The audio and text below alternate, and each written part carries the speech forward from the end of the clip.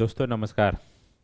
चलिए इस सीरीज के आगे बढ़ाते हुए अवतल दर्पण के बारे में पढ़े थे। अवतल दर्पण के और थोड़ा डिटेल से पढ़ना है। अवतल दर्पण के जो भी हम फिजिक्स में जो भी सामान जो होता है, फिजिक्स के केमिस्ट्री में अंतर यह है, फिजिक्स में जो भी सामान होता है हमको फिजिकली उस सामान को हम लोग डेली लाइफ में क्या करते हैं, यूज करते हैं। लेकिन केमिस्ट्री की जो बात है, तो केमिस्ट्री के सामान आपको ऐसा मिलेगा जिसको डेली लाइफ में हम लोग यूज नहीं करते हैं। ठीक है, तो अवतल दर्पण का हम लोग उपयोग कहाँ कहाँ करेंगे इसके बारे में पढ़ेंगे। अवतल दर्पण से बोले थे अच्छा लड़का है ये, और उत्तल दर्पण को क्या बोले थे, ये नालायक है। ठीक है, अच्छा लड़का है तो इसका मतलब कहाँ कहाँ उपयोग होगा उसके बारे में हम लोग थोड़ा पढ़ते हैं। लेकिन अवतल दर्पण का भी उपयोग बहुत ज़्यादा जरूरी है। एक जगह होता है जो सबसे ज़्यादा जरूरी। ठीक है, इसीलिए अवतल दर्पण के बारे में पढ़े थे। अवतल दर्पण के बारे में हम लोग पढ़े थे, तो अवतल दर्पण के हम लोग बोले थे उसका कितने पॉइंट था, उसका 6 इमेजेज बने था। क्या इमेजेज बने था? 6 इमेज।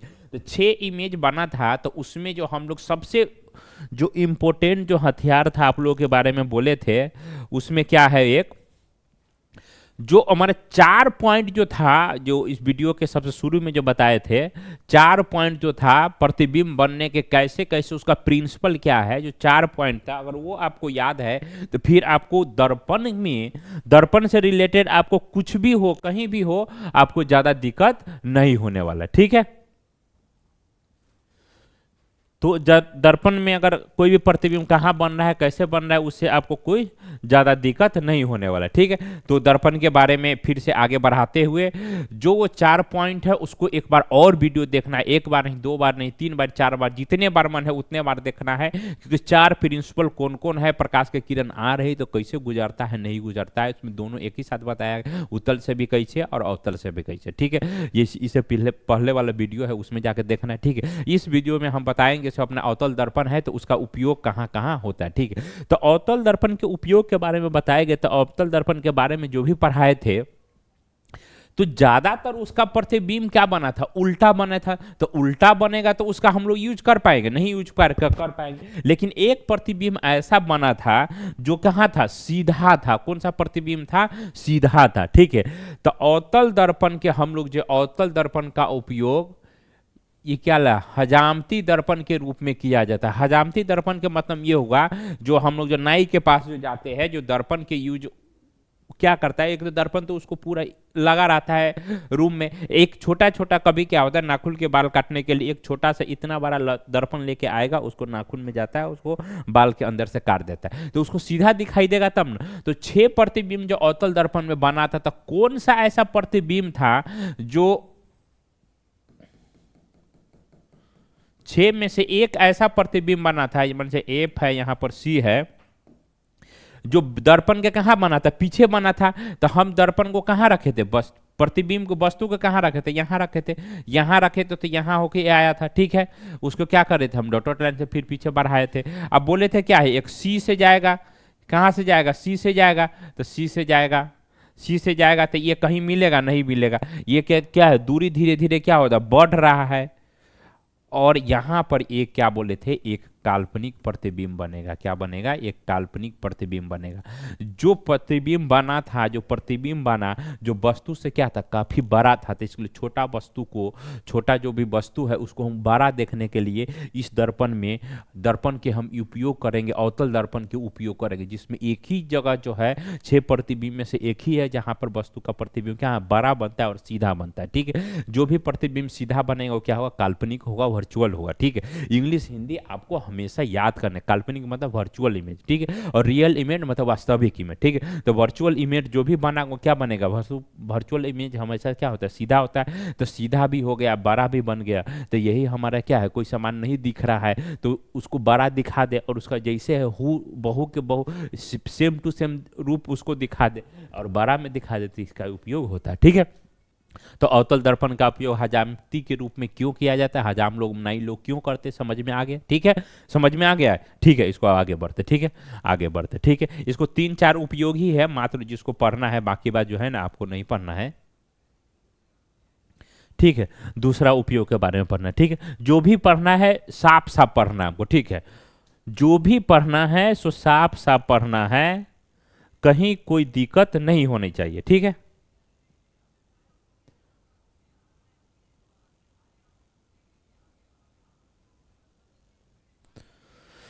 तो टॉर्च वाहन हेडलाइट जो हमने सर्च सर्च जो लाइटों में जो अवतल दर्पण का उपयोग किया जाता है, आप लोग नहीं देखे होते ना, तो आपके पास घर में टॉर्च जरूर होगा। तो टॉर्च के जो आगे वाला जो भाग होता है उसको जाके आज से एक बार गौर से देखना है, ठीक है।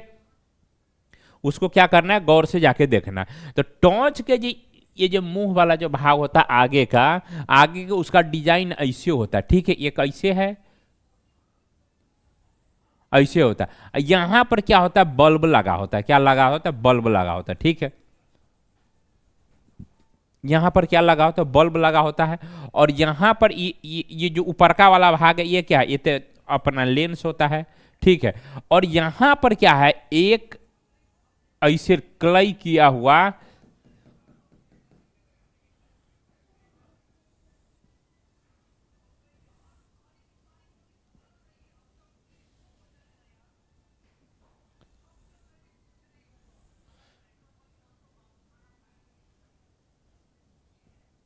एक दर्पण लगा होता है, यहां पर स्विच होता है, ठीक है।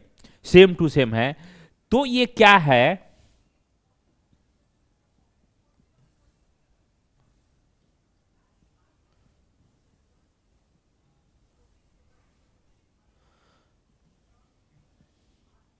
यहां पर लेंस लग गया, दर्पण लग गया, यहां पर क्या आ गया, बल्ब लग गया, ठीक है। और यहां पर अपना शीशा लग गया, ठीक है।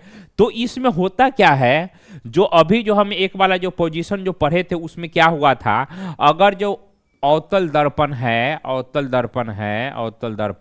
और इसको जो समानांतर जो बोले थे, जो प्रकाश के किरण जो फोकस से होकर चलेगा, तो क्या बोलते हैं, मुख्य अक्ष के क्या होगा, समानांतर होगा। फोकस से जो भी किरणें चलेगा क्या होगा, मुख्य अक्ष के क्या होगा, समांतर होगा। अक्ष के क्या हो जाएगा, समांतर हो गया। तो हम लोग टॉर्च क्यों यूज करते हैं, टॉर्च क्या करता है, जो भी प्रकाश के किरण, बल्ब है, बैटरी से क्या हो गया, बल्ब जल गया, तो बल्ब जल गया तो बल्ब के रोशनी जैसे हमारे घर में भी होता है, बल्ब के रोशनी क्या चारों ओर फैल जाता है, ठीक है। चाहे ट्यूबलाइट हो, किसी का भी रोशनी हो, क्या होता है, चारों ओर फैल जाता है। लेकिन टॉर्च हम लोग को क्या है, स्पेशल यूज के लिए होता है। कहीं एक जगह ज्यादा दूर तक ले, यहाँ पर बल्ब डाल दिए तो सिर्फ इतना ही दूर दिखेगा। लेकिन टॉर्च क्या है, उसी बल्ब में हम लोग पीछे से क्या लगा दिए, एक अवतल दर्पण लगा देंगे। क्या लगा देंगे, एक दर्पण लगा देंगे। दर्पण लगा देंगे तो हम लोग क्या करेंगे, उसको मतलब उस सारे प्रकाश को क्या कर इकट्ठा करके एक तरफ क्या कर देगा, मोड़ देगा।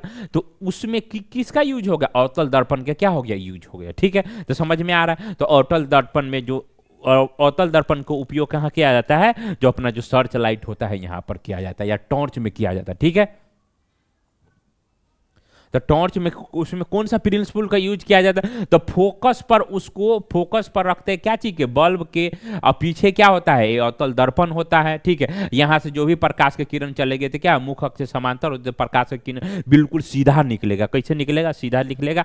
तो उसमें टॉर्च में देखना एक एडजस्ट करने वाला पॉइंट होता है, ठीक है। तो उसको एडजस्ट कर क्या होता है, कई फोकस से आगे पीछे हो जाता है। जैसे ये बल्ब है, बल्ब अलग से फिलामेंट से लगा होता है, ये होल्डर से लगा होता है, ये अपना जो जो मिरर है सो, ठीक। तो मिरर के क्या थोड़ा आगे पीछे घिसकाने वाला होता है, ताकि आगे पीछे करके एडजस्ट करते फोकस पे हो जाए तो बिल्कुल सीधा छाड़ा देगा, ठीक है। तो समझ में आ गया, इसको आगे बढ़ते, ठीक है। और आंख कान के जो है ना, और दांत के डॉक्टर वाला भी जो हमारा उसी सीधा प्रतिबिंब बनता है और बड़ा प्रतिबिंब बनता है। अवतल दर्पण के जो है ना फोकस वाले अंदर में वस्तु के रखेंगे, ताकि ये आंख का, नाक बाल, गले वाला जांच के लिए जो है ना, एक देखें आंख कान के डॉक्टर के पास जाएंगे तो एक टॉर्च रखता है, एक लेंस रखेगा और लेंस पर मारेगा। लेंस पर मारेगा तो क्या होगा, लेंस के अंदर में जाके क्या होगा, बहुत ज्यादा लाइट ले लेगा, और एक दर्पण ले लेगा और दर्पण के पास में जाएगा, बिल्कुल पास में जाएगा। तो जो जो अवतल दर्पण वाला अभी पर पास वाला प्रतिबिंब पीछे बनाता है, बड़ा बनाता है, तो यहां पर क्या हो जाएगा, इसका यूज हो जाता है, ठीक है। और सौर ऊर्जा के यंत्र में जो है ना इसका उपयोग किया जाता है, ये बहुत सारा जरूरी है, इसको एक बार समझते हैं, ठीक है। सौर ऊर्जा यंत्र में कौन सा उपयोग किया जाता है, इसको, इसमें जो जो वो वाला प्रतिबिंब जो पढ़े थे जस्ट इसका उल्टा होता है। जो समानांतर प्रकाश की किरणें आ रही तो कहां पर जाएगा, फोकस करेगा, और जो फोकस से प्रकाश की किरण चलेगी तो क्या होगा, समानांतर हो गया था, ठीक है। तो इसमें जो है ना प्रतिबिंब के बारे में इसको देखो, बहुत अच्छा डायग्राम में वो दिया हुआ है, इसको देखते आता है कि नहीं, ठीक है।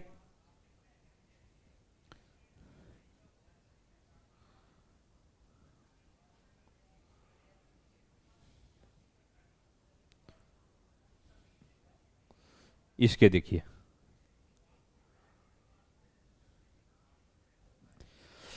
इसमें क्या है, हमारा एक अवतल दर्पण यहां पर लगा दिए। क्या लगा दिए, यहां पर हम अवतल दर्पण लगा दिए, ठीक है। यहां पर क्या किए, एक अवतल दर्पण लगा दिए, ठीक है। अवतल दर्पण एक लगा दिए, स्टैंड से क्या कर दिए, इसको टांग दिए, ठीक है।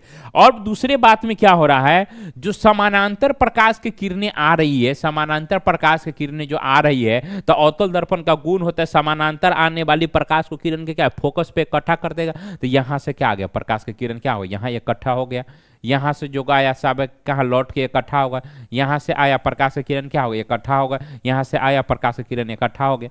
तो एक ही पॉइंट पर देखो, इतना सारा ऊर्जा जो प्रकाश की किरण आ रही है वो क्या होगा, इकट्ठा हो गया फोकस पर। तो यहां पर जो है, जो हमारा सौर सेल लगाएंगे वहां पर क्या है, एनर्जी ज्यादा मिलेगा। एनर्जी ज्यादा मिलेगा तो जो हमारा सौर सेल जो होगा ज्यादा उसका उपयोग होगा, और कुकर उकर बनाने में ही इसका मतलब हीट के इस यहाँ पर क्या आ गया, हीट के यूज हो जाएगा, पूरा हीट के यूज हो जाएगा। तो इसको हम कहीं भी यूज कर सकते हैं, ठीक है। तो वो वस्तु को कहाँ रखेंगे, फोकस पर रखेंगे, ठीक है। तो ये समझ में आ रहा है, समानांतर आने वाली प्रकाश को किरण को इकट्ठा कर देता है, तो सोलर सेल में इसी का यूज होता है, ठीक है।